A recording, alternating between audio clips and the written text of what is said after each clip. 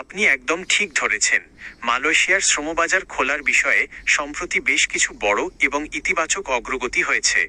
প্রধানমন্ত্রী তারেক রহমানের সাম্প্রতিক 22 জুন 2026 মালয়েশিয়া সফরের পর পরিস্থিতি দ্রুত বদলাতে শুরু করেছে। সর্বশেষ আপডেট অনুযায়ী পরিস্থিতি নিচে তুলে ধরা হলো। প্রধানমন্ত্রীর বৈঠক ও সুখবর। সফরে মালয়েশিয়ার প্রধানমন্ত্রী আনোয়ার ইব্রাহিমের সাথে দ্বিপাক্ষীয় বৈঠকে বাংলাদেশের প্রধানমন্ত্রী মালয়েশিয়ার শ্রমবাজার দ্রুত উন্মুক্ত করার জোর আহ্বান জানান।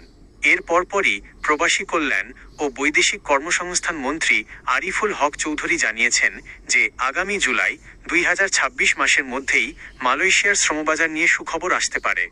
সমঝোতা স্মারক এমওইউ সংশোধনের প্রস্তাব, নিয়োগ প্রক্রিয়া দ্রুত করতে এবং আগের জটিলতা এড়াতে বিদ্যমান সমঝোতা স্মারকটি সংশোধনের প্রস্তাব দিয়েছে ঢাকা।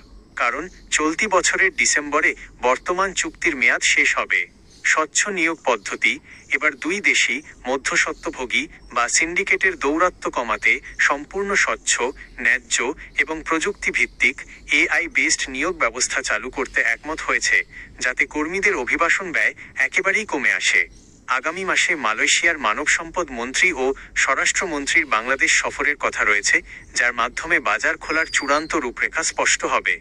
মালয়েশিয়া যাওয়ার প্রক্রিয়া বা ভিসা সংক্রান্ত কোনো সুনির্দিষ্ট জিজ্ঞাসা কি আপনার আছে?